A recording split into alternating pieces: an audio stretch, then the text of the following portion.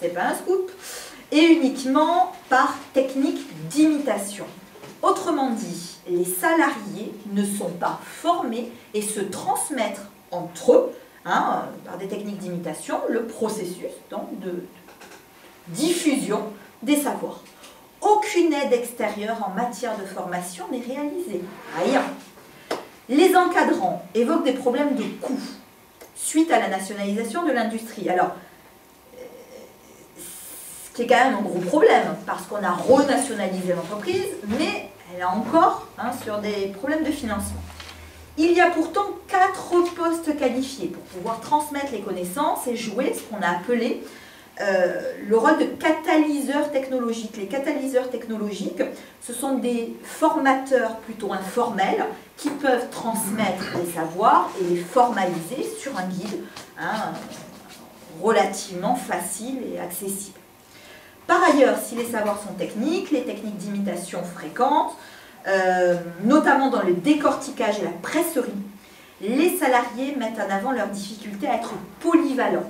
Autrement dit, on est uniquement sur des techniques d'imitation et très peu de polyvalence. Donc par exemple, un salarié qui est dans le décortiquage a des difficultés de passer à la presserie, à l'extraction, etc., etc. Donc forcément, on a une grande difficulté de se former sur des machines techniques. Alors, au total, on en retient quoi? On en retient que sur cette usine, qui était une des principales au Sénégal, dans les années 90. Au jour d'aujourd'hui, on a des savoirs totalement informels qui sont réalisés par des techniques d'imitation informelle dont, au jour d'aujourd'hui, aucune formation n'a été légitimée, notamment qui est par l'État, qui est pourtant le principal actionnaire. Donc, c'est vrai que c'est un peu problématique. Alors, voyons quel est l'environnement, et c'est ça qui va notamment me choquer, enfin, du moins me heurter. Dans le secteur agricole, donc, on distingue la R&D agricole nationale avec beaucoup d'ingénieurs agricoles et agronomes. Donc le Sénégal compte 9 organismes publics, notamment effectuant de la R&D agricole, notamment l'ISRA, qui est le plus connu au Sénégal. Alors, on voit, et là c'est trop petit, veuillez m'en excuser, donc, comparaison de la R&D agricole dans le PIB agricole, le Sénégal a les meilleurs résultats puisqu'on atteint presque les 1%. Quand on compare avec le Mali, le Burkina, la Mauritanie et d'autres pays, je ne vous les ai pas tous cités, le Sénégal, je dirais, est le meilleur pays en termes de dépenses dans le PIB agricole. Alors, bien évidemment, c'est extrêmement frustrant parce qu'on a de la R&D, on a des instituts, mais cette R&D-là et ce personnel-là n'est pas là où il faudrait. Alors, tout est relatif également à la gouvernance. Sur la filière, l'État joue bien sûr un rôle important en 2012. Il faut savoir que l'État a doublé le salaire des chercheurs de l'ISRA et a facilité l'amélioration des possibilités d'avancement. On avait déjà vu dans notre papier que notamment les chercheurs au Sénégal étaient ceux les mieux payés dans l'Afrique francophone. Sur sa politique d'impulsion au secteur agricole, le gouvernement sénégalais a introduit une suite de réformes politiques pour notamment relancer la productivité. Mais, et ça a été montré dans de récents travaux, l'impact en est limité puisque, par rapport à ces politiques, donc, on n'a pas eu de suite réelle et que les politiques ne sont souvent pas respectées. Enfin, les décideurs publics ont visé 2 objectifs. Alors, d'une part, ils veulent libérer les ressources publiques au profit d'activités stratégiques, et de l'autre, ils ont souhaité relancer l'initiative privée et développer de nouvelles technologies. Autrement dit, il y a une forme d'incohérence entre les deux. Alors, le problème qui se pose à la Sonacos, c'est justement le problème d'opportunité d'apprentissage. Recrutement de personnel non qualifié, majoritairement interrogé. On a donc une part des dépenses agricoles importante. On a un huilier qui, dans justement la trame de ses salariés, n'a pas de poste à haute compétence. Étant donné que cette industrie ne rencontre que peu de concurrence, rien ne va l'inciter à investir dans la R&D, ce qui est fortement dommageable.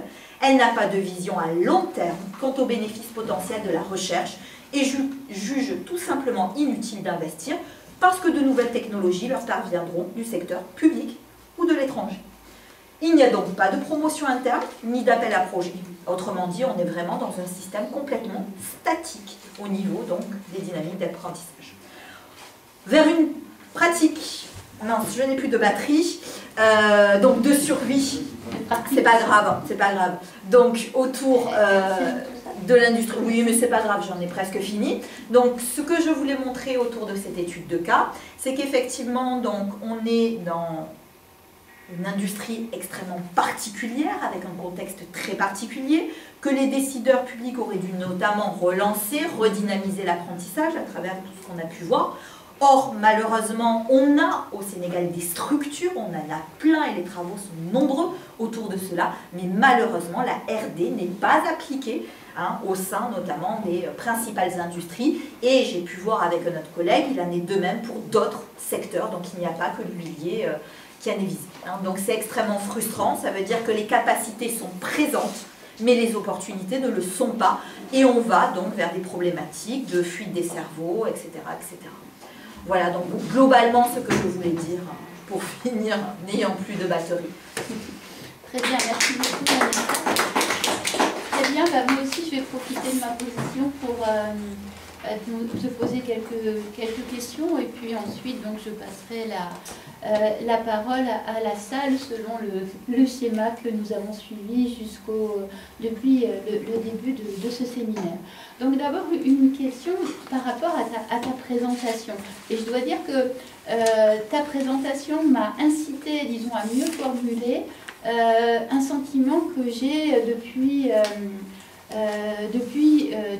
ce matin par rapport aux différentes présentations.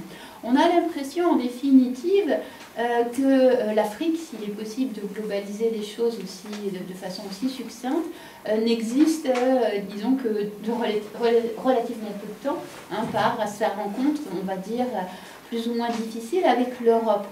Et donc le sujet sur lequel je m'interroge, c'est justement l'arachide qui m'a donné l'idée, c'est traditionnellement, est-ce que tu sais comment on utilise ou comment on utilisait l'arachide en Afrique, à quelle fin? D'autant que, alors je ne sais pas si j'ai pas bien compris ta présentation, tu soulignes que l'arachide, enfin l'huile d'arachide qui est produite dans cette entreprise est entièrement exportée parce qu'elle ne correspond pas au goût donc, des Sénégalais. Donc, est-ce qu'en fin de compte, c'est une production qui correspondait aux objectifs de l'OSIOR quand l'OSIOR a été créé au début du XXe siècle, indépendamment des besoins que, disons, des Sénégalais. D'autant qu'on a aussi souligné dans les différentes présentations depuis ce matin que le développement de l'innovation passe aussi par un développement économique, c'est-à-dire par aussi le développement d'une classe moyenne qui de cette façon serait aussi demandeur des innovations développées donc, en Afrique proprement dite. Là c'est en gros mon premier groupe de questions. Deuxième groupe de questions, alors tu as souligné au début de ta présentation que la filière arachide était un secteur très concurrencé au Sénégal, enfin en soulignant que, alors je me suis posé la question, est-ce que c'est parce que il n'y a pas d'autres producteurs? Or, tu as bien souligné qu'au niveau mondial, on a la Chine, l'Inde et les États-Unis. Et alors donc, est-ce qu'il y a des produits de substitution par rapport à l'arachide? Troisième groupe de questions, est-ce que tu pourrais aussi revenir sur, je dirais, tu en as donné quelques éléments, mais bien sûr, dans un exposé, on est toujours minuté. Quelques éléments de précision sur le type de questions que tu as posées aux différentes personnes que tu as interrogées. Et puis, enfin, dernière question, bon, j'en ai d'autres, mais je vais quand même aussi laisser la parole à la salle, je ne vais pas profiter de ma position sur cette estrade. Justement, donc, tu soulignes que je suis perplexe par rapport à ta conclusion, parce que tu dis il y a en fin de compte des capacités en matière de recherche-développement, mais elles ne sont pas valorisées. Et à un moment donné aussi, quand tu parles de la structure, disons, d'emploi dans l'entreprise, il y a un point qui m'a, entre 1986, il me semble, et dans les années 2000, c'est la baisse du nombre de cadres. Donc, est-ce que cette baisse aussi est le résultat d'une volonté de réduire les coûts, puisque forcément, les cadres étant mieux qualifiés, ils sont forcément mieux payés que des salariés non qualifiés. Donc voilà, hein, c'était aussi par rapport à ça. Enfin, j'ai encore d'autres questions, mais en définitive, je vais pas les poser. Hein. Donc je ne sais pas si tu as bien compris, si j'ai été claire. Je vais tout les prendre. Ah, oui. Et on va donc maintenant passer aux questions de la salle. Alors, il y en a beaucoup, hein, de mains qui se lèvent. Alors, si vous le permettez, je vais commencer par devant, et puis au fur et à mesure, on ira au fond. Donc, Antoine. Oui, alors, ma question, c'est par rapport au système national d'innovation sénégalais. Est-ce qu'il y en a un? Et quelle est son interactivité par rapport à la Sonacos? Il a été question de l'Institut supérieur de recherche en agronomie. Et second point, pour ce qui est de la consommation locale, nationale d'huile d'arachide, ils se fournissent comment? Parce qu'il a été précisé que la typologie de l'huile d'arachide ne correspondait pas à la demande du marché. Alors, ils substituent ça de quelle façon? Parce que j'imagine qu'ils doivent consommer quand même de l'huile d'arachide. Énormément. Donc, voilà ma question. Alors ensuite, il me semble que c'est Ludovic, oui.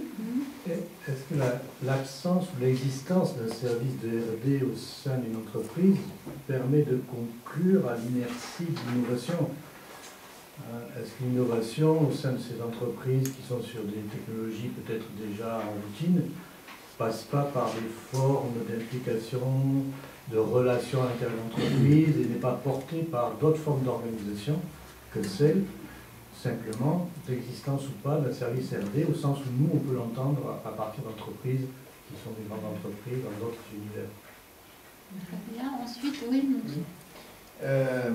C'est vraiment un excellent exemple de cette absence de relation entre recherche et secteur productif.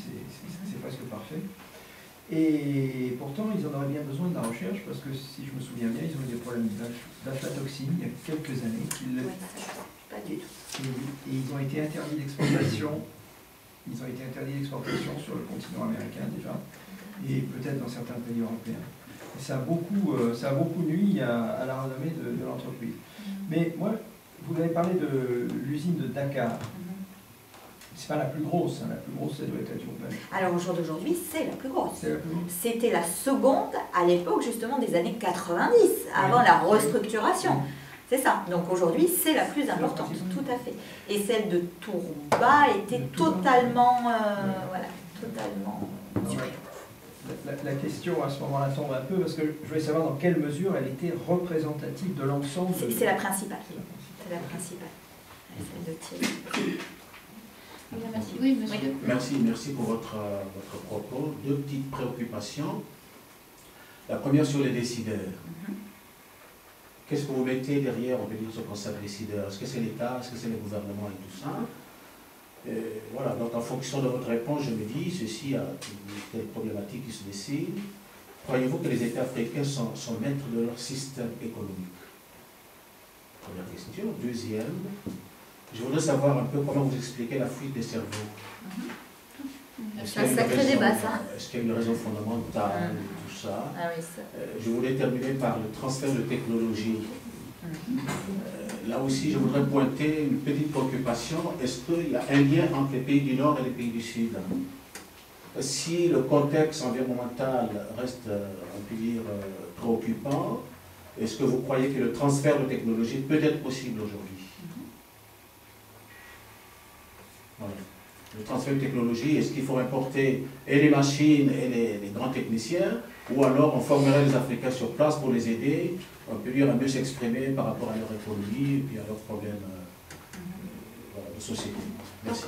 Très bien, merci. Blandine, et puis après, monsieur. Non, oui, ma question c'était, est-ce que tu as essayé de voir, enfin j'ai trouvé intéressant l'analyse capacité d'apprentissage et opportunité d'apprentissage. Mais est-ce que tu as essayé de tester la même chose sur d'autres industries? Parce que là, c'est quand même le cas d'une industrie qui est dirigée, enfin contrôlée par une firme multinationale qui va surtout rechercher de la matière première, quoi, en fait. Donc, on est dans le cas de toutes ces industries qui ne transforment pas.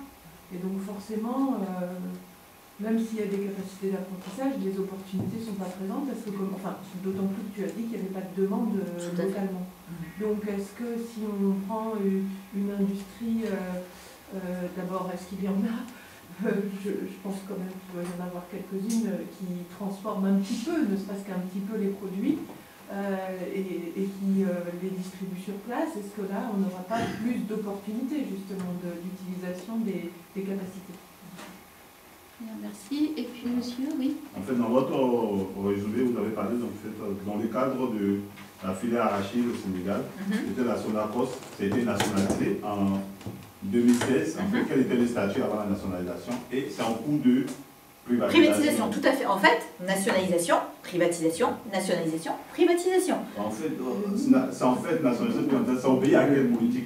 Ah ben justement, c'est que c'est complètement décousu, pour vous répondre avant d'enchaîner, c'est qu'il n'y a pas une structuration claire, et pourtant la filière de l'arachide est extrêmement importante, mais l'État a souhaité certainement face à la concurrence qui était de plus en plus vive, remettre son veto sur cette industrie-là, et au final ça a été catastrophique, parce que les salariés à les écouter souffrent justement de l'État comme étant actionnaire principal, parce que les finances sont bloquées, parce qu'il n'y a pas de formation, et c'est ça qui me semble totalement paradoxal. Est-ce que la privatisation va donner plus de moyens? En tout cas, ça n'a pas été le cas 10 ans avant. Donc privatisation ou nationalisation, dans les deux cas, il y avait des problèmes à la fois organisationnels, structurels, de financement. Donc il est clair que c'est une industrie qui a connu des hauts et des bas et qui est aujourd'hui très chaotique et dont les salariés souffrent, parce que je ne vous ai pas parlé ici des licenciements, mais ça a été extrêmement préoccupant. Et d'ailleurs, là, on a un syndicat très fort avec lequel j'ai pu communiquer, notamment, et qui a montré justement à quel point, depuis les années 80, toute cette filière, au final, a été décousue. Et les liens, en fait, ont été impulsés par une dynamique globale de l'État, comme Antoine, extrêmement centralisée, mais sans cohérence, c'est-à-dire sans cohérence par rapport à la productivité, par rapport au rendement, etc. Vous voyez, donc on est... En fait, derrière la privatisation, privatisation, Ouais. c'est qu'il y a eu plus ou moins changement de grille démocratique au Sénégal. Il y a eu des gouvernements. Je voulais savoir si c'était lié aux différents types de régimes. Alors, ça c'est une bonne question que je n'ai pas soulevée, parce que c'est vrai que là on va maintenant sur un débat beaucoup plus politique. Est-ce que derrière il faut voir un système de transition? On pourrait le voir, mais il faudrait vraiment que la mobilisation des informations soit réellement scientifique, parce que par exemple si on lit Le Soleil, forcément on met tout sur la tête des présidents au jour d'aujourd'hui, et notamment sur la corruption, sur le clientélisme qui était extrêmement, mais qui est toujours très très très présent, sur les systèmes de réseau. Il faut voir que c'est une entreprise qui a été tenue anciennement par des Wolofs, et il n'y a quasiment que des Wolofs. On n'y trouve aucun Peul, aucun tout couleur.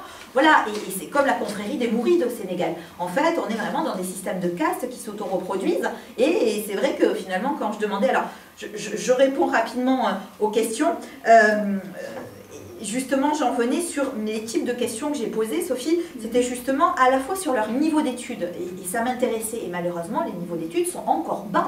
Autrement dit, depuis 1986, et on est en 2018, on en arrive sur des niveaux 3e, donc sur des agents de maîtrise qui ont très peu de savoir. Ce qui m'intéressait, et c'est la deuxième grande partie de mon enquête, c'était la formation. Parce que, et pour en rejoindre Ludovic, je ne pense pas que la R&D soit principale et primordiale, non. Mais par contre, s'il n'y a pas de R&D, il faut qu'il y ait une dynamique d'apprentissage.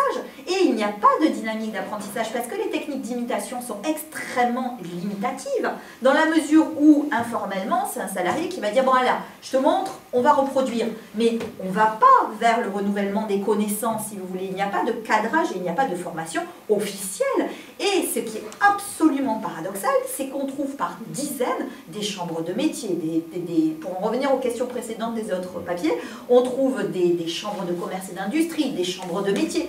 Il y a un tas d'écoles, même on en déplore trop, tant il y a d'écoles privées au Sénégal, mais ces écoles privées, dans ces écoles privées, il n'y a pas d'insertion dans notamment le premier ancien employeur du Sénégal.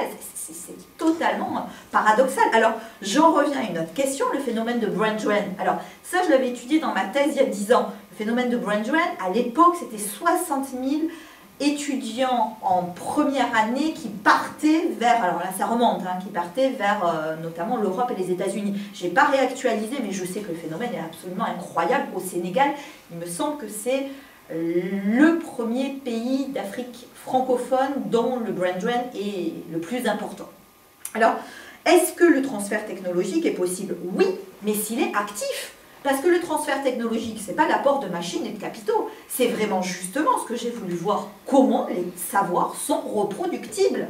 Et les savoirs sont reproductibles, ne serait-ce qu'ici, on n'a quasiment plus d'expatriés. Donc on n'a pas de possibilité de renouvellement. Donc s'il n'y a pas de modernisation, il n'y a pas d'apprentissage possible.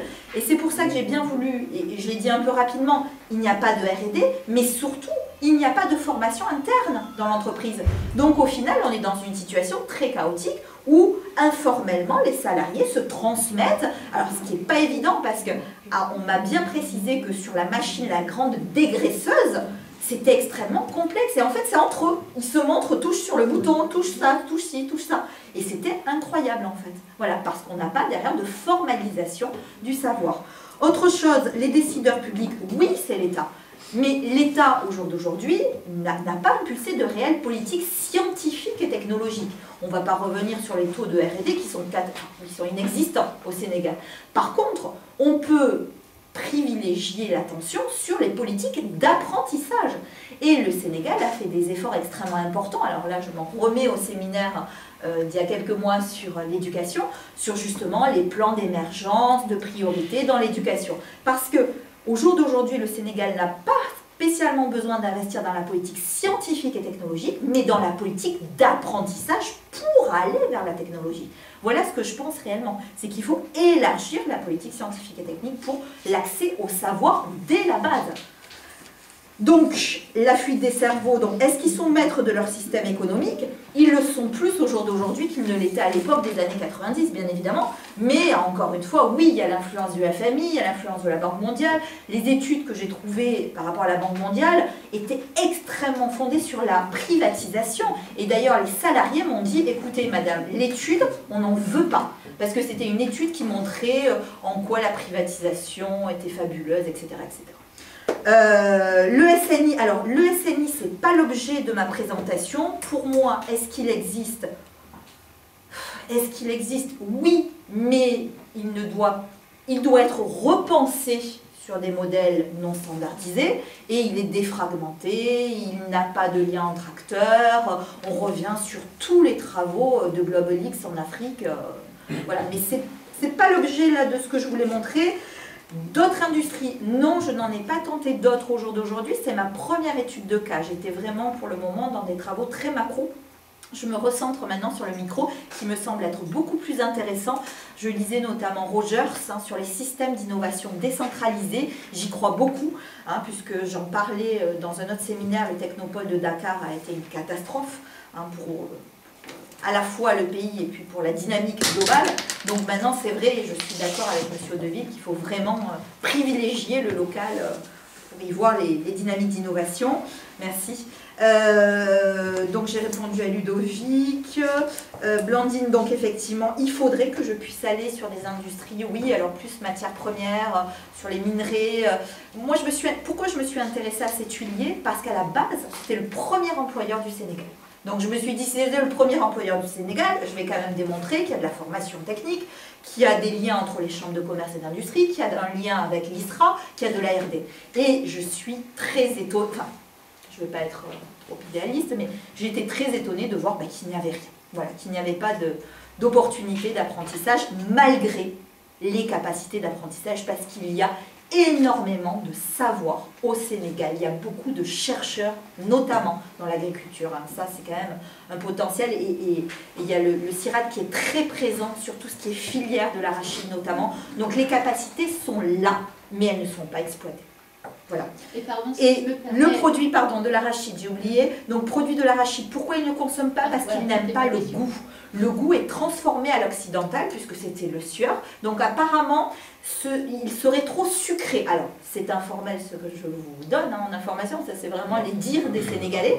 Donc, en fait, c'est le deuxième concurrent, puisqu'il y a 3 industries donc, qui fabriquent de l'huile. C'est le deuxième qui produirait, parce que la première, donc la Sonacos, l'huile est trop chère et pas bonne. Donc en fait, ils créent eux-mêmes un propre marché. Alors du coup, c'est le second huilier qui fournit aux Sénégalais leur huile. Excuse-moi de parler ça, mais justement, tu insistes sur le fait, bon, il n'y a pas de recherche, etc. Mais peut-être que si l'huile produite correspondait au marché national, on aurait peut-être plus envie de... Oui, sauf qu'il ne faut pas oublier que c'est le sueur qui est arrivé le premier. Ouais. Et qui dit le sueur dit donc forcément, logique de firme multinationale, arrivé, bim, au Sénégal, et on n'a pas spécialement demandé aux Sénégalais ce qu'ils en pensaient. Ça, c'est le gros problème. On a pareil avec Nestlé et Banania au Sénégal aussi. Donc le souci des firmes multinationales, c'est qu'elles s'imposent et qu'elles ne vont pas valoriser forcément derrière la demande intérieure. Oui. J'aimerais savoir s'il n'y a pas là, en fait, la fabrication artisanale de l'huile. Par exemple, en Côte d'Ivoire, il y a l'huile de sauge de palme qui est industrielle, mais qui n'est pas consommée localement à cause du goût au profit de l'huile artisanale qui est faite de façon traditionnelle et un bon goût aussi. Ouais, ça c'est une bonne question, mais que je n'ai pas vérifié. Ça, il faudrait que je puisse voir, mais alors plus... voilà, ça, il faut vraiment voir dans la dynamique urbaine pour voir comment ça se réalise. Voilà, merci. Voilà, on se retrouve donc à 14h30.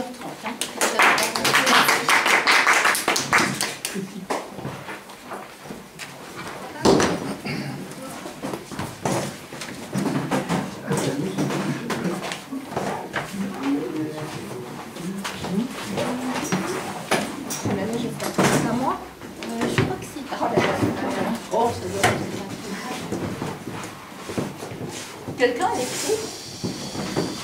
Sophie, tu as les clés? Non, non, est-ce que je peux laisser mon ordinateur? Je pense que... Blandine, tu as les clés? Non? Eh bien, voilà. Peut-être qu'Alice va revenir à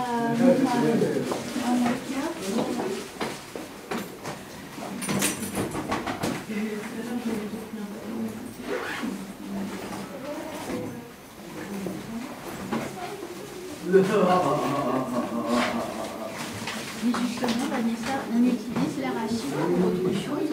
C'est le plat principal. Tous les poulets sont à base d'arachide. Ça s'appelle la tigoudière. Parce que moi, je me disais, après, il va dire que c'est un peu pour les... Et c'est sur les blocs. Et en fait, c'est marrant parce que le sieur, quand il a créé son entreprise, il l'a créé à Dunkerque. Et pourquoi il a créé à Dunkerque? Parce que justement, ça lui permet d'importer facilement l'arachide. Et puis, il a fait sur les marchés d'Europe du Nord, qui était donc demandeur d'huile d'arachide. Et ça a été le premier vendeur d'huile avant, avec une bouteille. Oui, on arrive. On va manger de l'arachide. On va manger l'arachide. C'était le premier avant avec sa marque et son nom.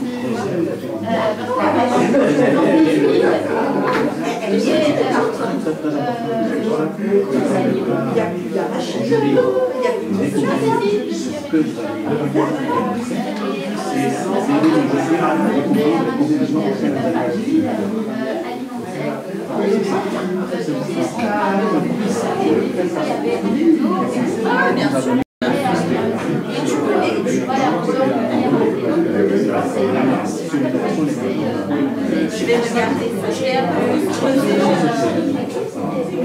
Si vous voulez cette question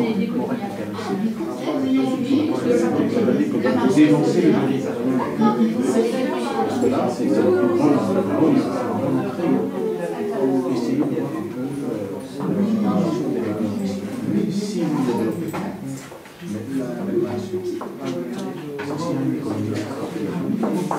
il va regarder sur les questions de croissance. N'oubliez pas que c'est la question de la croissance. La question de la croissance, pour lui, Cohen qui a accompagné Madame Aubry.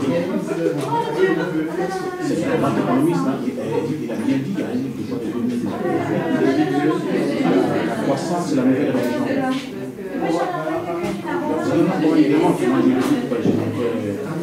Il dit que le monde est fini. C'est comme ça, le monde est fini. Ça, c'est important. Mais sinon, il faut déjà... C'est bien, félicitations. Oui, moi je vous encourage à avancer, mais c'est déjà avancé. Maintenant, il faut recadrer, dire le sujet et puis lui donner un peu plus de... Bon, sinon, c'est bien. On peut laisser les affaires, on laisse mon ordinateur.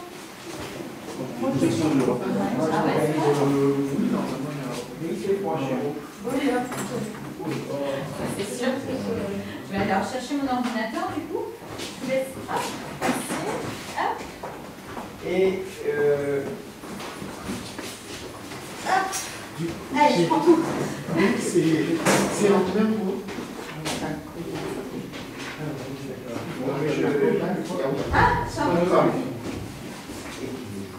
On a dû déjà échanger, donc je te retrouverai, mais je vais t'envoyer. Je vais t'envoyer un petit peu. Je sais. Quand je suis arrivé, je l'ai pas. Je pense qu'on va aller voir. Je vais essayer mon papier ici. C'est marrant parce que la première fois qu'on a échangé, tu rentrais du concours de 99. Oui, et tu avais une thèse à Lyon. Oui, exactement. On avait pas mal échangé. Et je te remercierai jamais assez parce que c'est ça qui m'a donné le goût de m'investir dans l'enseignement en Afrique et de faire le processus PAMES. Oui, c'est quand même évident. Alors moi je vais ranger ça, je vous donnerai après. Oui, je sais. Mais mon cher Lido, tu sais que j'ai vu Sandrine il n'y a pas très longtemps. Et je lui ai même dit qu'on avait notre affaire aujourd'hui. Mais c'est intéressant. J'ai suivi pour le Sénégal. Il m'a fait l'assistance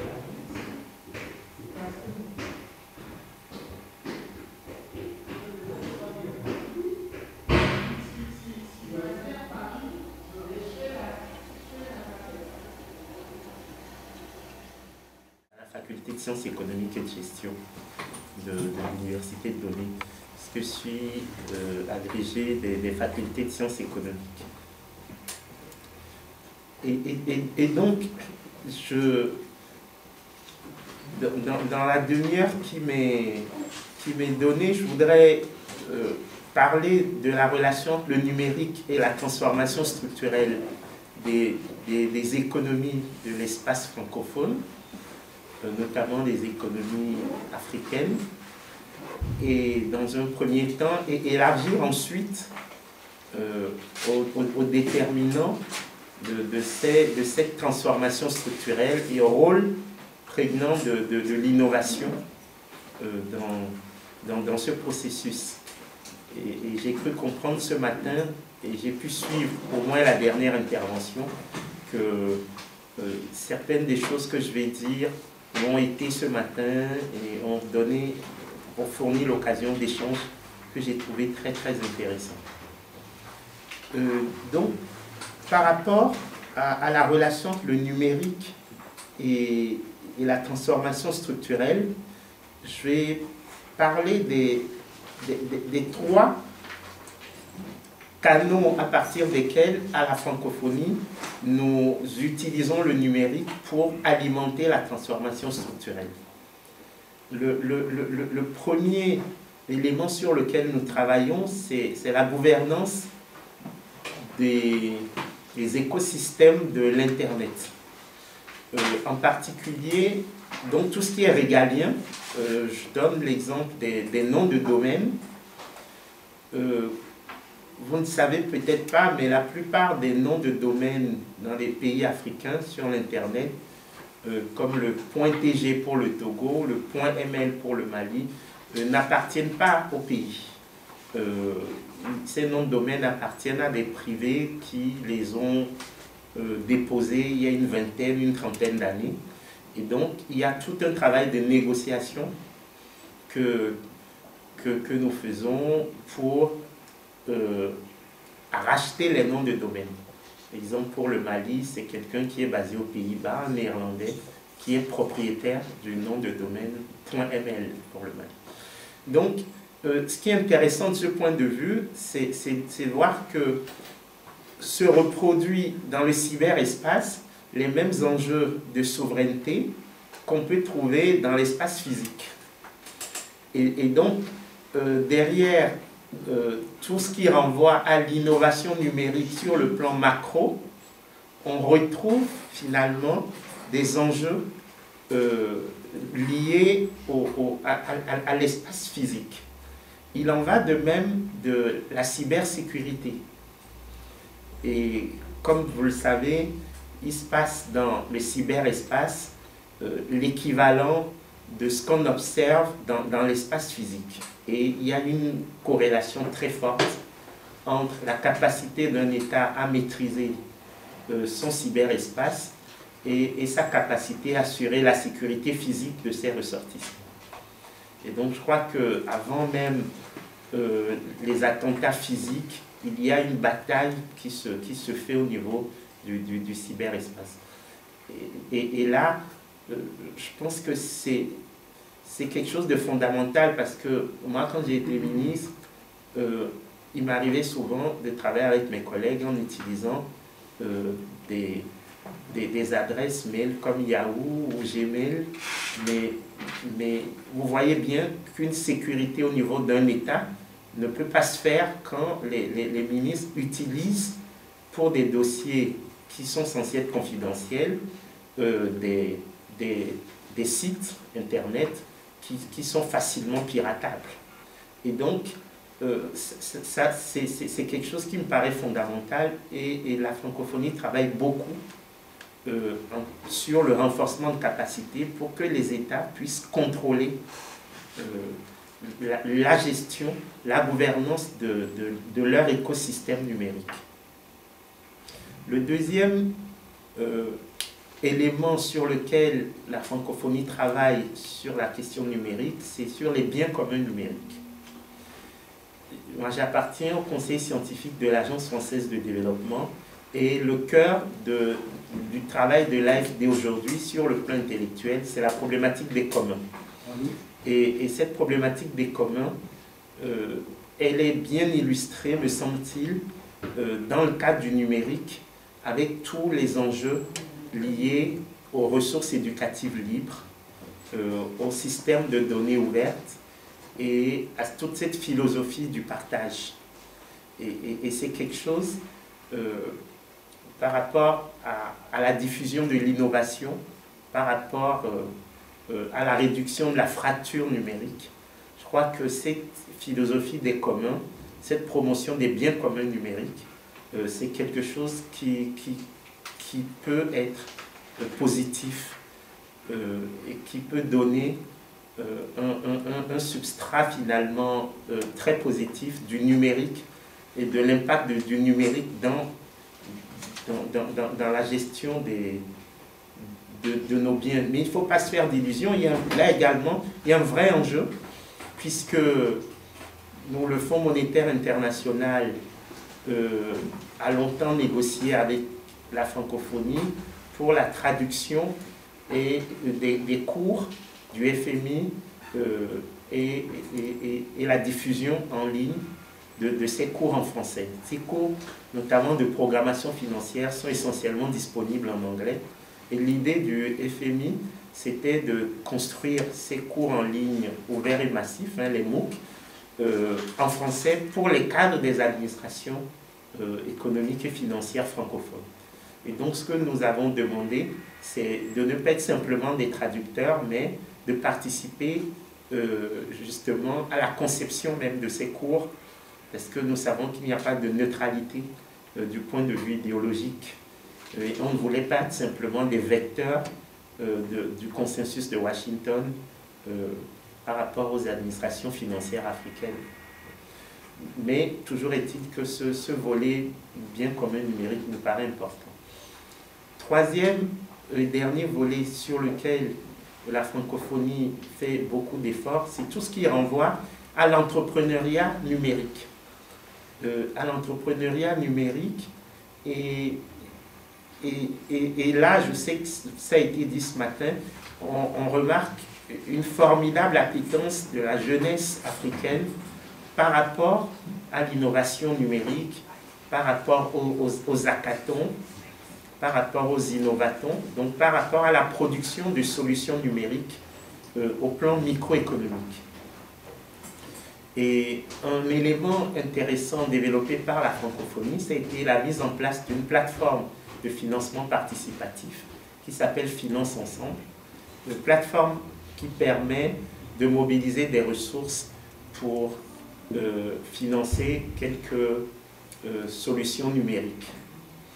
Et ça, c'est quelque chose qui me paraît fondamental parce que ça a permis de voir aussi que les jeunes dans nos pays ont à cœur la question sociale, puisque la plupart des solutions qui sont primées renvoient vraiment à cette volonté de recherche d'utilité sociale.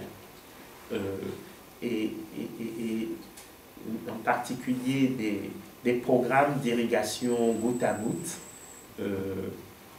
au Niger, par exemple avec les jeunes de Montchamp. Okay.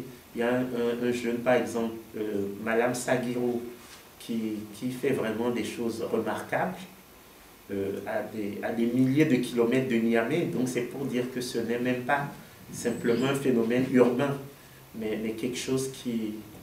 nous, on a primé une jeune burkinabé qui a fait toute une cartographie des centres de santé au Burkina. On a également primé un jeune burkinabé qui a créé l'application e-civil qui permet dès la naissance d'enregistrer automatiquement le bébé au niveau de l'état civil à partir d'une application numérique. Et ça résout une partie des problèmes. Bon, l'UNICEF essaye de mettre à l'échelle ce type de solution. Et je crois que c'est un élément qui fait la transition vers la deuxième partie. C'est la question du passage à l'échelle. Je crois que ce que nous observons au niveau de l'entrepreneuriat numérique en Afrique, c'est beaucoup d'imagination, beaucoup de créativité, mais des difficultés à faire le passage à l'échelle. Et donc ça renvoie au débat de ce matin sur les systèmes nationaux d'innovation versus l'innovation frugale et les liens qu'on peut créer entre les passerelles qu'on peut faire entre ces deux types d'innovation. Et je crois que c'est quelque chose qui est fondamental. Et donc, dans cette deuxième partie que je vais aborder, c'est quels sont finalement, à partir du numérique, les éléments clés, les éléments fondamentaux que l'innovation porte sur la question de la transformation structurelle des économies de l'espace francophone. J'en vois 4. Le premier élément, c'est tout ce qui est co-construction des politiques, programmes et projets. Je crois que nous sommes, à l'heure actuelle, via le numérique, dans un processus où, au moins du point de vue conceptuel, il n'y a plus d'avantage comparatif des pays du Nord sur les pays du Sud. Je crois que les partages via les réseaux sociaux, via l'accès aux bibliothèques numériques, via la possibilité de suivre des cours en ligne, je crois que sur 20 ans, il y a eu une formidable augmentation de capacité des Africains du point de vue de la conception des politiques. Et ça, combiné au fait que le consensus de Washington, à l'heure actuelle, est en perte de vitesse, il suffit de voir comment le FMI co-construit aujourd'hui les politiques publiques en Afrique. On se rend bien compte que cette co-construction est fondamentale. Moi, je vois un pays comme le Togo. Nous, on s'est amusé pendant 10 ans sur les finances publiques à faire ce qu'on appelle des préfinancements, c'est-à-dire qu'on fait préfinancer les travaux publics par les entreprises privées et l'État donne sa garantie sur les emprunts effectués par ces entreprises privées auprès des banques commerciales. Pour le ministre togolais des Finances, c'est une innovation parce qu'il dit c'est le moyen que j'ai trouvé pour avoir du cash.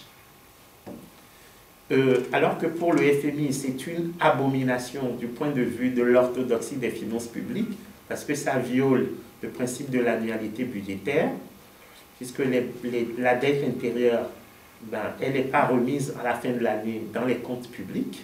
Ça viole la sincérité budgétaire, puisque la dette intérieure est cachée dans les bilans des banques privées. Et donc, on se rend bien compte qu'il y a 30 ans, le FMI aurait vraiment sanctionné le Togo. Mais aujourd'hui, non, absolument pas. Le Togo a pu réintégrer un programme du FMI et c'est des négociations. Donc je crois que cette idée de co-construction, elle n'est pas souvent mise en évidence parce que elle se fait, cette co-construction, au sein des administrations financières, entre les présidences et le board du FMI ou de la Banque mondiale. Donc il n'y a plus, si j'ose dire, une hégémonie du FMI, par exemple, pour une raison simple, c'est que cet argent, on peut le retrouver chez les Chinois si Washington ne veut pas le donner. Et donc, je pense vraiment que l'enjeu de co-construction, elle s'impose de plus en plus. Deuxième élément important, qui fait vraiment le lien avec ce que je viens de dire, c'est le passage d'une coopération intergouvernementale classique à une coopération multi-acteurs. Je crois que le numérique, autant a permis de réduire l'échelle ou l'écart du point de vue conceptuel entre les États du Nord, les États émergents et les États du Sud, autant le numérique, par sa capacité à instruire ou à faciliter l'instruction des populations, engendre aujourd'hui l'impératif de négocier les politiques publiques à plusieurs échelles à l'intérieur même d'un pays, c'est-à-dire au niveau des collectivités territoriales, au niveau de la société civile, via le contrôle citoyen de l'action publique, au niveau du secteur privé, en plus de l'État central, Donc ça, c'est quelque chose qui me paraît fondamental et qui est lié justement à cette innovation frugale. Parce que, comme par essence, elle est contextualisée, il est beaucoup plus difficile, à partir d'une capitale, de légiférer ou de prendre des décisions, alors même que ces types d'innovations sont extraordinairement territorialisés. Et donc, moi, j'observe au niveau de la francophonie, par exemple, que nous travaillons beaucoup avec l'Association internationale des maires de la francophonie, l'Association internationale des régions francophones. Il y a énormément de choses avec la société civile francophone. Okay. Sur la question politique, on voit bien que les organisations comme Il y en a marre au Sénégal, le Ballet citoyen au Burkina, ont peu ou prou porté des voix incontournables dans la gestion des politiques publiques des pays concernés. Avec l'appui, par exemple, de l'Institut Soros, via l'OSIWA au Sénégal, l'Open Society Initiative for West Africa. Et c'est quelque chose qui me paraît tout à fait fondamental. Le troisième élément, c'est la question du suivi-évaluation. Et en particulier, la question du contrôle citoyen de l'action publique. Je crois que toutes les innovations numériques permettent aujourd'hui de mettre en évidence le rôle incontournable de l'évaluation. Je donne par exemple les notations qui sont publiées sur Internet via le Doing Business pour la Banque mondiale ou le CPIA qui concerne plutôt les États, et même sur la mise sur les plateformes en ligne des audits effectués dans les différents ministères. Par exemple, au Togo, on a mis en ligne l'audit effectué par l'Union européenne du ministère des Finances du Togo. Et là, ça devient un outil de pression sur le ministre qui passe par la société civile et qui évite le face-à-face entre, aussi bizarre que cela puisse paraître, entre un chef d'État et son ministre des Finances.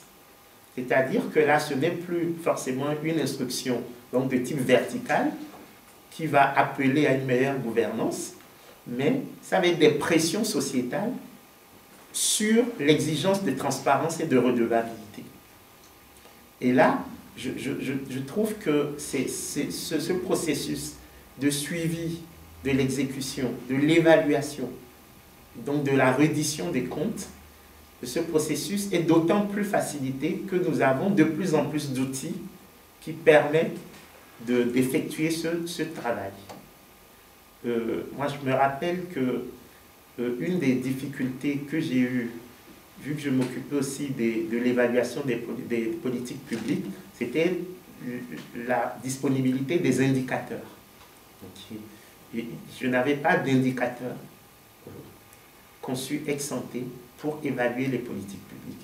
Donc, il fallait rentrer vraiment dans des processus de négociation pour la mise en place d'indicateurs.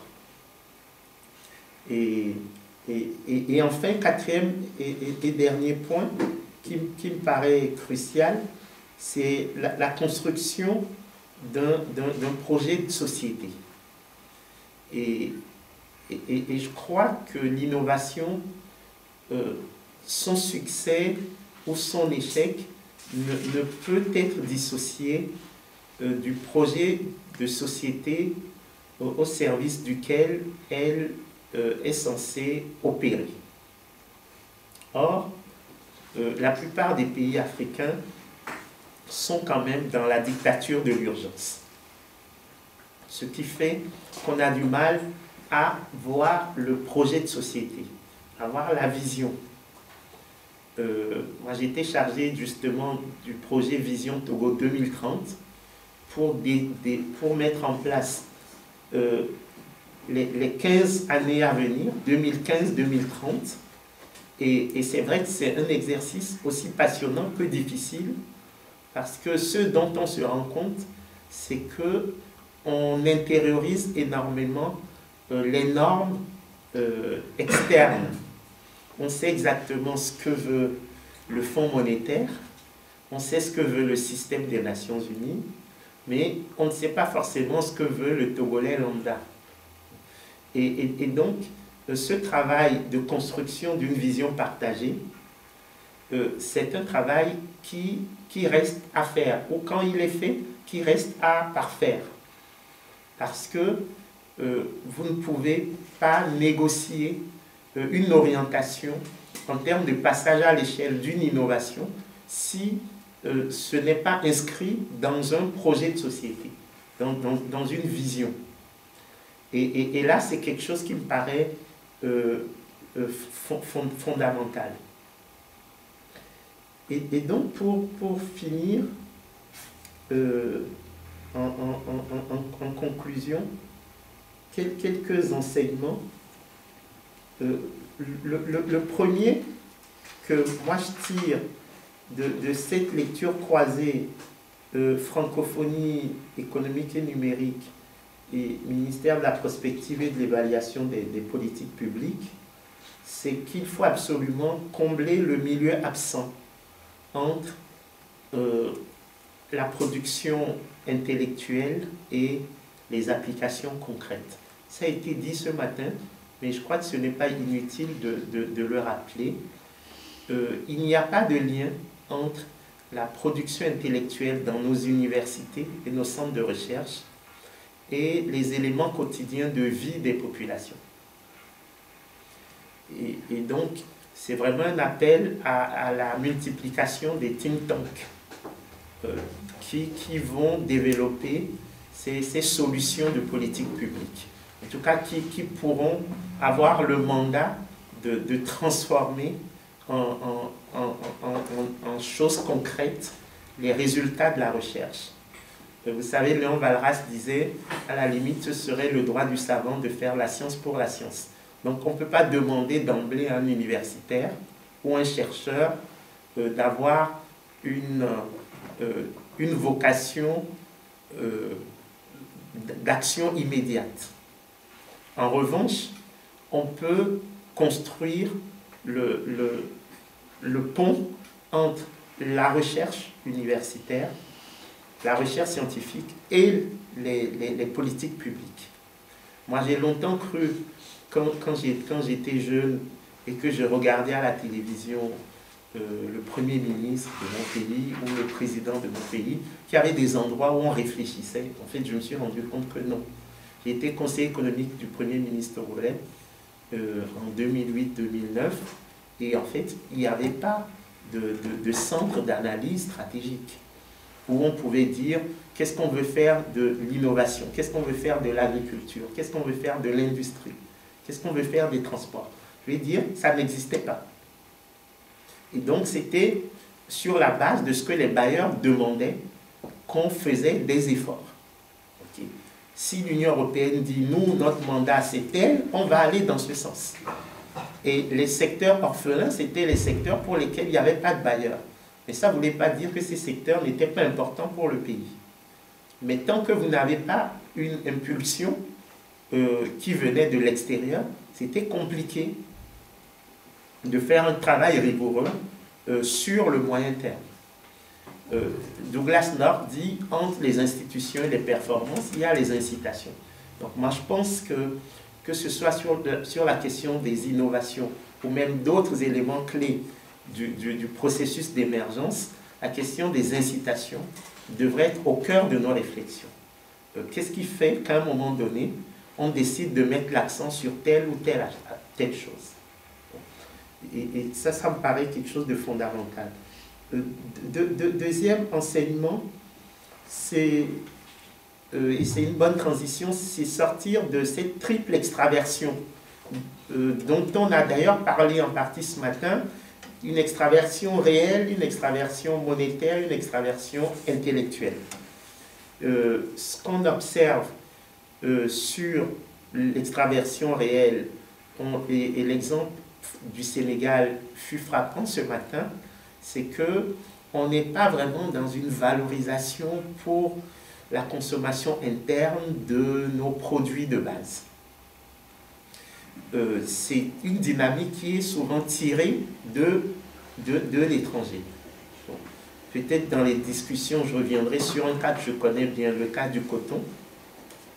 Mais on voit bien quand même que le schéma colonial, il reste ancré dans les habitus des dirigeants africains. C'est-à-dire, la valorisation doit être externe. Le Togo est un des plus grands producteurs de phosphate de l'Afrique, mais on n'a pas d'usine de fabrication d'engrais, par exemple. Okay. C'est quelque chose qui peut paraître singulier, mais ça fait quand même 60 ans qu'on est indépendant, mais on n'en a pas. Bon. Et on peut multiplier les exemples dans tous les pays. L'extraversion monétaire, moi je m'intéresse beaucoup à la question du CFA, mais là en l'occurrence, c'est sur la question du financement. Sur la question du financement de cette transformation, on a parlé du problème de passage à l'échelle tout à l'heure. On a très peu d'instruments de financement de l'innovation. Okay. La perception par les banques du risque est tellement disproportionnée que les taux d'intérêt sont prohibitifs. Quand vous avez la possibilité d'accéder, donc je crois que c'est un élément qui n'est pas à négliger. Et l'extraversion intellectuelle, c'est le fait que on sous-estime la portée de ces innovations frugales, contextualisées, qui sont faites dans les territoires, et on a tendance, en tout cas au niveau du pouvoir central, à valoriser plus ce qui peut être importé du reste du monde. Et donc là également, il y a peut-être un pont à faire entre ces différents niveaux. Donc dans les échanges, je pense que je pourrais revenir sur le coton et un peu sur la notion de trajectoire technologique. Merci.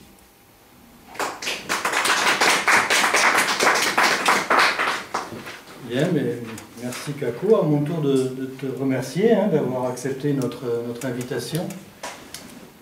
Et tu montres comment ça peut, comment alterner aussi des phases dans une même vie, des phases de participation à la vie publique et en même temps de retour vers la recherche. Je crois que tu nous as aussi bien éclairé sur comment l'innovation numérique présente des opportunités pour le développement structurel quand elle répond à des enjeux de bien commun, de bien public par rapport à la santé. En même temps, comment elle réduit la fracture entre le nord et le sud, notamment sur l'accès à la connaissance, sur la création de nouveaux espaces qui structurent des trajectoires d'innovation. Moi, j'aime beaucoup ta communication parce qu'elle est positive par rapport à l'Afrique, par rapport parfois à des discours très pessimistes. Elle nous ressource très fortement. Et en même temps, tu montres comment le numérique représente des risques quand il est trop contrôlé par le secteur privé au niveau des plateformes, ou au niveau du cyberespace, puisque c'est là que se joue un certain nombre d'espaces de sécurité. Je vais ouvrir donc la parole plutôt à la salle pour laisser le débat s'instaurer plutôt que de continuer Alors, Dimitri, puis Vanessa. Et on prend 3 questions. Dimitri, Vanessa et Sophie, puis après on renouvellera pour 3 questions, pour te laisser le temps de répondre aux questions. Bon, tant qu'homme, j'ai la parole. Moi, contrairement, monsieur le ministre, contrairement à Ludovic, j'ai trouvé pessimiste. Je n'ai pas vu dans votre discours une seule once d'optimisme, et peut-être que vous avez raison.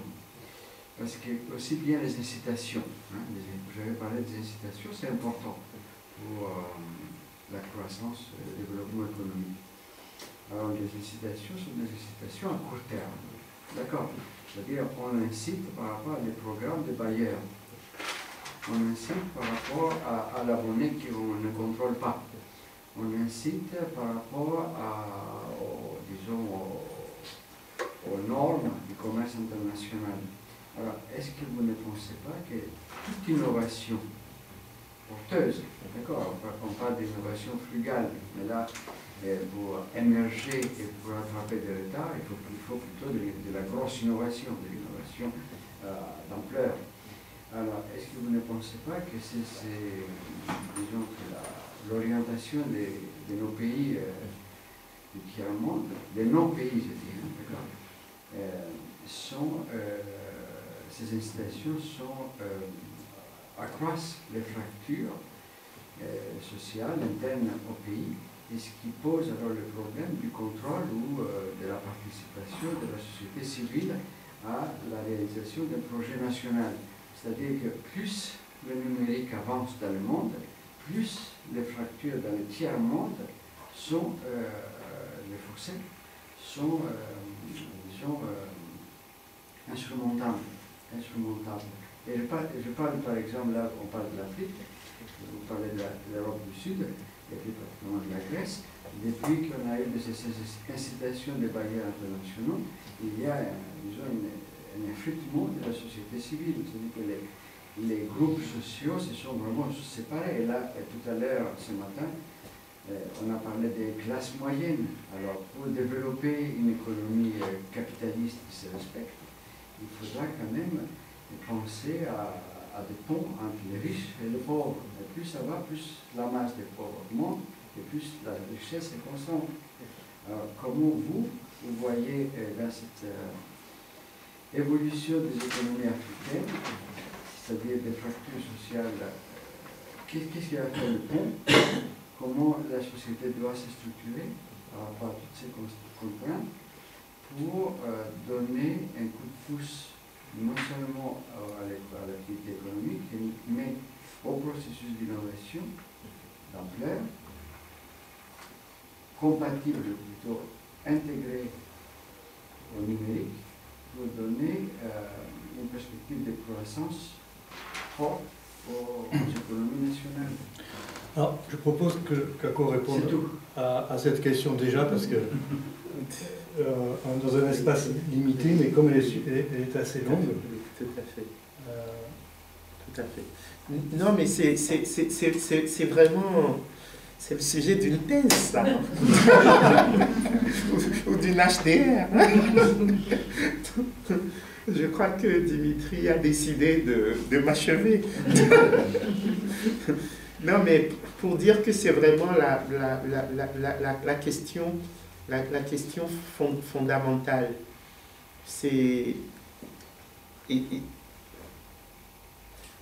Et ça renvoie, à mon avis, à la question des trajectoires technologiques. C'est-à-dire que ce qu'on observe aujourd'hui, c'est que on a une flopée d'innovations qui envahissent l'espace africain. Mais dans des sociétés qui sont, comment dire, en guillemets, éclatées, c'est-à-dire dans lesquelles les préférences sont assez hétérogènes parce que renvoyant à des temporalités qui sont plurielles. Moi, je prends souvent l'exemple d'une ville comme Ouagadougou, où vous voyez sur le grand boulevard de Ouaga 2000 des charrettes avec des ânes, des vélos, des mobylettes, de vieilles voitures et des 4x4 rutilants. Bon. Pour moi, ça renvoie à cette forte hétérogénéité qui coexiste dans l'espace et au coût des transactions que ça génère.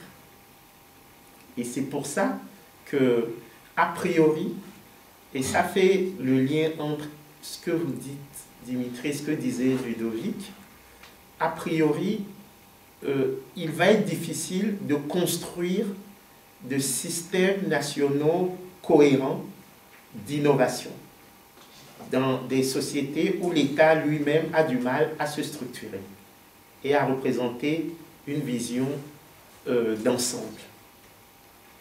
Mais ce que j'ai remarqué à la francophonie, en suivant ces programmes liés au numérique, c'est que le pire n'est jamais certain. C'est-à-dire que ce qui fait la faiblesse de l'Afrique fait en même temps sa force, c'est-à-dire une grande sérénité, une grande célérité en termes d'innovation, de capacité à absorber des produits qu'a priori on ne la verrait pas absorber et à les contextualiser. Moi, je donne souvent l'exemple de ma maison à Lomé où j'ai un gardien et ça c'est l'avantage quand on fait partie de la classe moyenne supérieure en Afrique. On a un gardien, on a un coiffeur, on a un chauffeur. Bon. Et aujourd'hui, c'est mon coiffeur qui est analphabète qui m'envoie tous les éléments des réseaux sociaux, tous les débats qu'il y a. C'est lui qui me balance ça. J'ai un gardien, quand j'étais ministre, qui est maintenant au Darfour, dans les forces armées togolaises déployées au Darfour, qui m'envoie des messages WhatsApp du Darfour. Et qui, en fait, on se rend compte que des gens qui, a priori, n'ont pas cette capacité de se saisir des innovations pour s'envoyer des unités de crédit téléphonique, pour payer par téléphonie mobile leurs factures d'électricité, d'eau, qui le font mieux que nous qui avons des doctorats. Et ça, c'est quelque chose qui est formidable. Bon. Et qui réduit, à mon avis, une forme de fracture. Et donc, l'autre élément qui me paraît tout à fait fondamental, c'est la question des inégalités que vous posez. Actuellement, en Afrique, ce qu'on observe, c'est qu'il y a 4 facteurs majeurs de risque. Cette question des inégalités sociales. On pense qu'effectivement, sur la cohésion sociale, c'est une vraie bombe. L'autre question, c'est la question du changement climatique, avec les vagues migratoires que ça engendre. Dans un pays comme le Togo, où vous avez le sud qui donne accès à la mer, mais qui ne fait que 10% de la population, enfin de la superficie togolaise, vous avez 40% de la population. Vous avez vraiment un exode vers le sud du fait des changements climatiques. Et c'est dramatique parce que la mer nous prend 5 à 10 mètres chaque année sur les terres. Ce qui fait que la zone agroécologique la plus fragile est paradoxalement celle qui absorbe le plus de population. Et c'est quelque chose qui nous inquiète et qui va susciter aussi beaucoup d'efforts en matière d'innovation. Et les 2 derniers risques, c'est la place des émergents dans ce processus. Tout à l'heure au déjeuner, je donnais l'exemple des financements. Le Maroc aujourd'hui est le premier investisseur en Afrique subsaharienne. Ce n'est absolument plus la France. Et enfin, la question de la donne sécuritaire avec les problèmes de reterritorialisation que ça pose. Mais je crois que c'est cette vision holistique qui peut nous permettre de traiter... Je ne veux pas que tu répondes sur la donnée monétaire, parce que tu es très connu là-dessus. Je préfère que la discussion se poursuive. Oui, tout à fait. Je prends deux questions. Donc, Vanessa. Alors, moi, je suis assez d'accord, effectivement, sur la débrouillardise des Africains qui en fait d'ailleurs la plus grande qualité, et également le débat de Dimitri sur finalement, encore une fois, l'intérêt de l'innovation inclusive pour le développement. Ça d'ailleurs, les nouveaux travaux sur les systèmes d'innovation, on parle énormément. Alors, moi j'ai une question, parce que je travaille maintenant sur ça. Quel est votre lien avec la Chine et les Chinois? Donc c'est une question extrêmement importante pour moi parce que j'y travaille dessus. J'ai travaillé notamment au Sénégal pour voir s'il y avait réellement, vous parliez de relations win-win, de coopération, mais moi, du moins, dans ce que j'ai pu constater, je n'ai pas vu de réelle coopération. On a présenté un article avec Zetting Global X sur ça justement, comme quoi le rôle réellement des Chinois n'était pas tellement démontré. Alors, oui, ils apportent le financement, mais il n'y a pas tellement de transmission de savoir. Ils financent des bourses, oui, mais derrière, on ne peut pas dire qu'ils servent à apprendre. Et du coup, pour moi, ça me frustre, parce qu'au final, je ne vois qu'une relation d'opportunité. Donc, je voulais voir quel était votre regard sur la Chine, pour pouvoir un peu comparer. On va prendre la question de Sophie aussi, sinon on va exploser les temps. Oui, bah, elle se rapprochait assez de celle de Dimitri, mais avec un angle un petit peu différent. J'étais très intéressée par votre présentation, qui m'a apporté des connaissances nouvelles sur un sujet que j'ignorais totalement. Mais justement, par rapport à votre présentation, je me demande s'il n'y a pas une contradiction. En soulignant dans votre introduction le fait que le numérique en Afrique, a renouvelé une relation de dépendance, comme vous l'avez souligné, avec le nom de domaine. Et donc, par rapport à ça, je comprends mal, d'une part, comment vous placez vos espoirs. C'est pour ça que je dis que ça se rapproche d'une certaine façon de la question de Dimitri, dans tout ce processus de co-construction, de développement d'une nouvelle démocratie. Et puis, de l'autre côté, j'ai pas bien... Est-ce que vous pourriez revenir aussi sur... il me semble que vous avez souligné le fait que les relations, par exemple, entre le Togo et donc les organisations du consensus de Washington évoluaient. Donc, est-ce que vous pourriez être plus précis sur cette question? Ah oui, super. Merci beaucoup pour ces interventions très, très stimulantes par rapport aux préoccupations de Vanessa sur la Chine. Moi, il y a quatre choses qui me frappent dans cette relation. La première, c'est que la Chine semble avoir fait une prospective de l'Afrique que la France n'a pas faite. C'est-à-dire que ce que j'observe, c'est que le Maroc, comme la Chine via la ceinture de la soie, la route de la soie, a une vision très claire de la place de l'Afrique dans son dispositif. Ce que le Maroc a également fait. Pour le Maroc, l'avenir du Maroc, c'est l'Afrique subsaharienne. Et par exemple, le roi Mohamed VI oblige ses ministres à faire autant de déplacements dans le reste du monde qu'en Afrique. C'est-à-dire que si un ministre doit faire 6 déplacements dans l'année, 3 doivent se faire en Afrique subsaharienne. Et le Maroc veut rentrer dans la CEDEAO, la Communauté économique des États de l'Afrique de l'Ouest, et le Maroc est le premier investisseur en Afrique noire aujourd'hui. Bon. Et c'est le fruit d'une vraie prospective. Et la Chine, quand j'étais à la francophonie, est le seul pays à avoir manifesté de l'intérêt pour la francophonie dans le cadre du G20. Vous savez, dans le cadre de la présidence du G20, c'est une présidence tournante. On a eu la Turquie qui n'a pas manifesté un grand intérêt pour l'Organisation internationale de la francophonie. On aura plus tard l'Allemagne qui voyait la francophonie comme une France bis et qui se méfiait énormément de nous. Mais la Chine a été le seul pays à avoir dit « ça c'est très important », l'OIF. Et la Chine nous invitait systématiquement. Et la Chine faisait ses réunions dans le cadre du G20 à New York en snobant ostensiblement Washington, en disant, vous savez, Washington pour nous, c'est le FMI, c'est la Banque mondiale, ce sont les prédateurs. Et nous, les Chinois, c'est les Nations Unies. Et donc, du point de vue de la prospective, j'ai l'impression que les Chinois savent exactement ce qu'ils veulent de l'Afrique. Et c'est peut-être ce que vous dites du point de vue de cette prédation qu'on observe au niveau des terres qui sont bradées, notamment à Madagascar, mais pas seulement. Il y a une vraie vision chinoise pour l'Afrique qui peut être une vision prédatrice. Donc le regard opportuniste, finalement, oui. comme vous également, parce que je partage moi, cette vision. Oui, je ne crois pas trop, voilà, oui, sur le développement des Chinois en Afrique. Voilà. Oui, sur le premier point. Le deuxième point, c'est le rôle de la monnaie chinoise. Le yuan, comme vous savez, un pays comme l'Angola a décrété que la monnaie chinoise, le yuan, avait désormais cours légal et valeur libératoire sur tout le territoire angolais. Donc aujourd'hui, vous pouvez faire vos courses en yuan en Angola.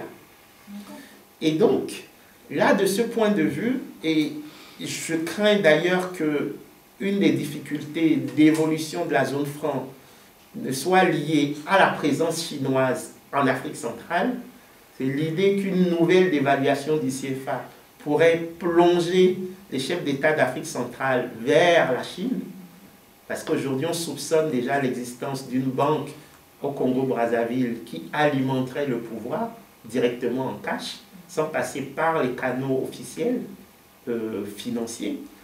Il faut quand même savoir que la Chine a 3 000 milliards de dollars de réserves de change et que tout cet argent a besoin de faire des petits, ou en tout cas d'alimenter le néo-mercantilisme chinois qui passe par la capacité de ces fonds souverains à entrer dans les grands groupes et à infléchir les positions des conseils d'administration. Et la Chine a quand même donné 400 milliards de dollars au FMI pour acheter des voix au sein du conseil d'administration. La Chine a augmenté sa place au conseil d'administration du FMI et le yuan chinois est rentré dans le DPS du FMI à la 3e place, c'est-à-dire juste après le dollar et l'euro, mais avant le yen et la livre sterling.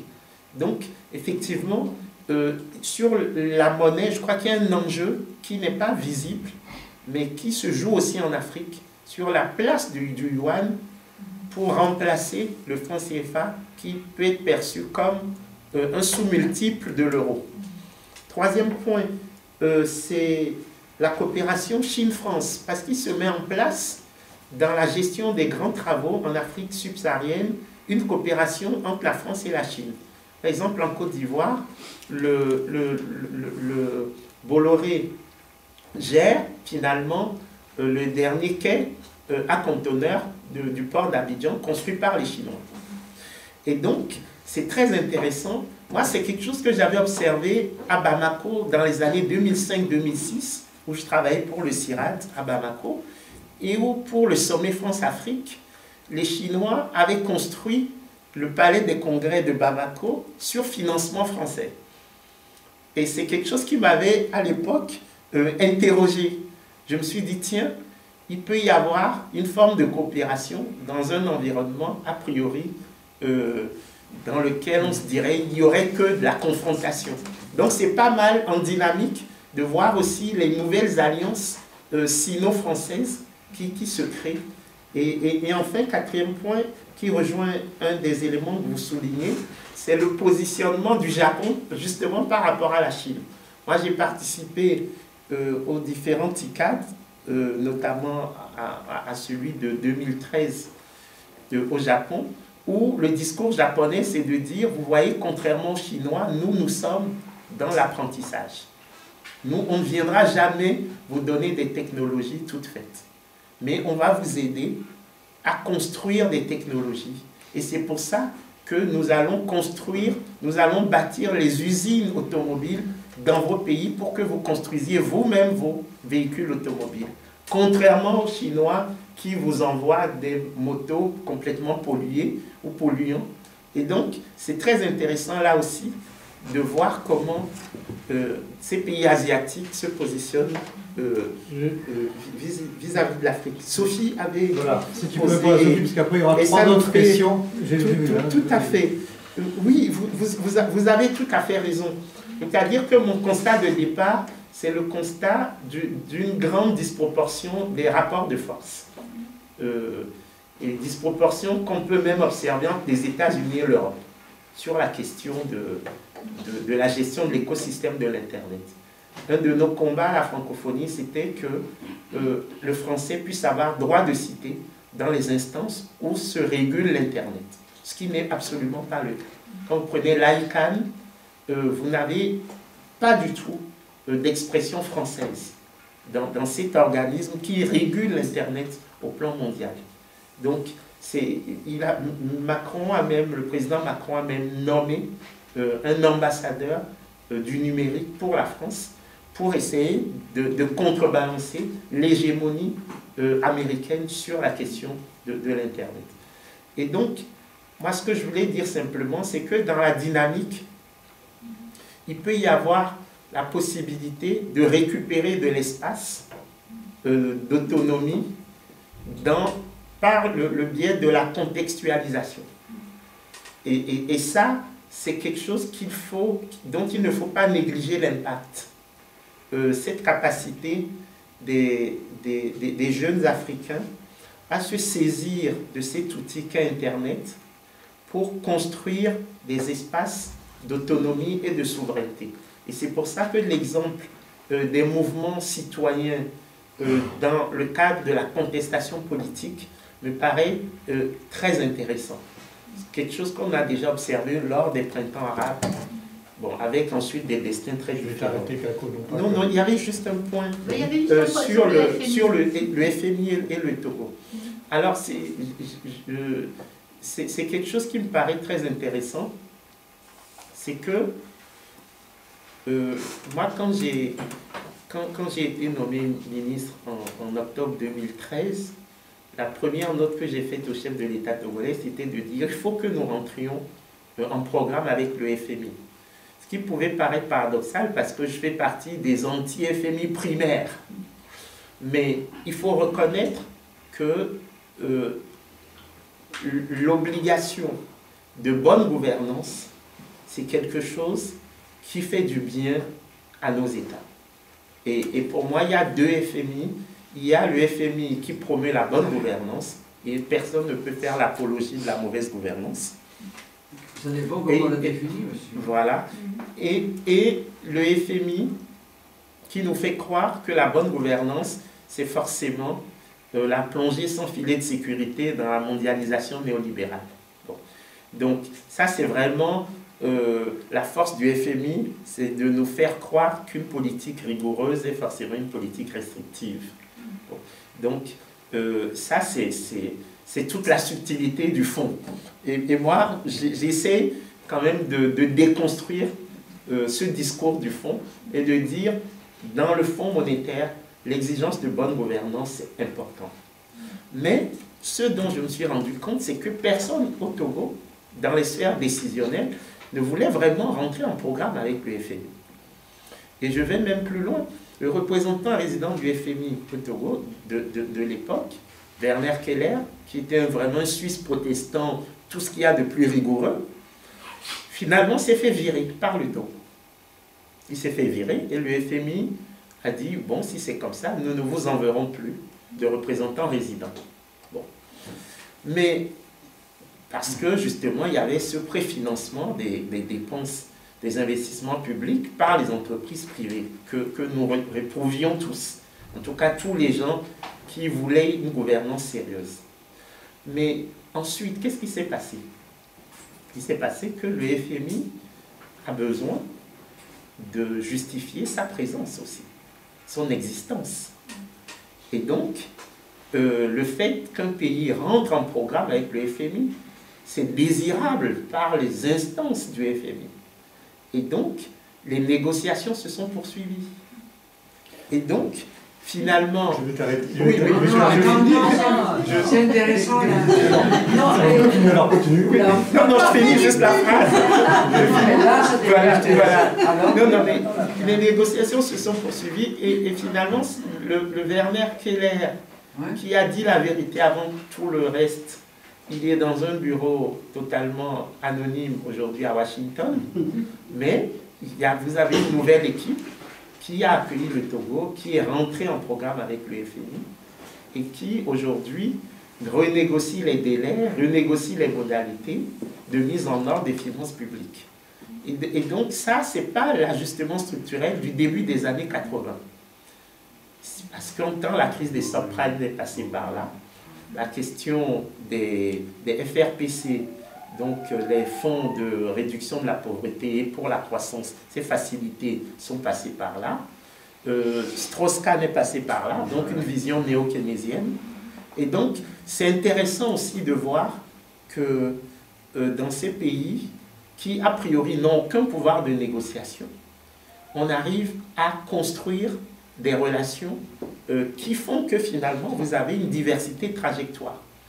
Et je crois que pour la Grèce, ça va être pareil. Quand vous lisez le dernier bouquin de Varoufakis, Conversation entre adultes, vous voyez bien que dès le départ, il pose l'équation où vous dites la vérité et on suppose que vous êtes un outsider, donc vous n'allez pas rester longtemps, ou vous acceptez de co-construire, mais de l'intérieur, et ce que Alexis Tsipras a accepté de faire. Donc vous perdez en popularité, mais petit à petit, vous arrivez à négocier des formes d'intégration de votre économie dans le système international. Donc, je crois que tu nous démontres bien comment l'innovation numérique nourrit l'innovation sociale et l'innovation politique, donc deux autres champs d'innovation. Je vais ouvrir la parole. Alors, au fond, monsieur, et puis ensuite... Ouais, c'est Dr Dabo Joseph. Bon, une série de 3 questions. D'abord, une observation, parce qu'il a pris un exemple sur le contrôle citoyen, l'action publique. Mais pour ma part, vous n'avez pas trop détaillé, vous avez pris juste dans les audits du ministère en fait, du Togo. Est-ce qu'il n'y a pas d'autres exemples? Et puis, est-ce que ça ne pourrait pas ouvrir aussi sur cet exemple pour pouvoir contrôler les élections en Afrique? Parce que les élections, on sait comment, après les élections, il y a toujours une crise. On se retrouve des crises. Est-ce qu'on pourrait utiliser ce procédé pour pouvoir mieux contrôler les élections? Ça, c'est la première question. Et deuxième question, c'est au regard des travaux de recherche sur les idées chinois et les transferts de technologies. Fort est de constater qu'il n'y a pas de transfert de technologies. Bon, j'ai écouté votre discours sur le financement des Chinois et tout. Certes, il y a le financement, mais s'il n'y a pas de transfert de technologies à terme, on retombe encore dans les appuis des années 50 ans avant, 60 ans en arrière, avec la France, avec les Occidentaux. Donc, est-ce qu'il n'y a pas un risque négatif au niveau de l'innovation en Afrique, qu'on veut faire le lien entre les idées chinois et l'innovation? Maintenant, la troisième question vient de la cybercriminalité. Ce qu'on appelle un jargon, pour ceux qui connaissent l'espace francophonie, puisque vous avez travaillé à la francophonie, qu'on appelle le système des brouteurs. C'est des systèmes, en fait, c'est une jeunesse, en peu en Côte d'Ivoire, des jeunes qui connaissent, qui manipulent très bien l'informatique. Mais ils mettent ça à un mauvais côté, c'est-à-dire ils prennent ça pour pouvoir gruger en fait des individus. Au niveau de l'information, très bon. Est-ce qu'au niveau de la francophonie, il y a un plan qui a été prévu pour pouvoir les réinsérer, les utiliser de façon, de manière positive? Deuxième question. Oui, alors, bon, j'ai bien apprécié la remarque selon laquelle les Chinois et les Marocains ont des visions d'avenir sur leurs relations avec l'Afrique. Je pense que ça, c'est quelque chose qui doit quand même nous interpeller en Europe et singulièrement en France, parce que c'est quelque chose qui nous manque fondamentalement aujourd'hui.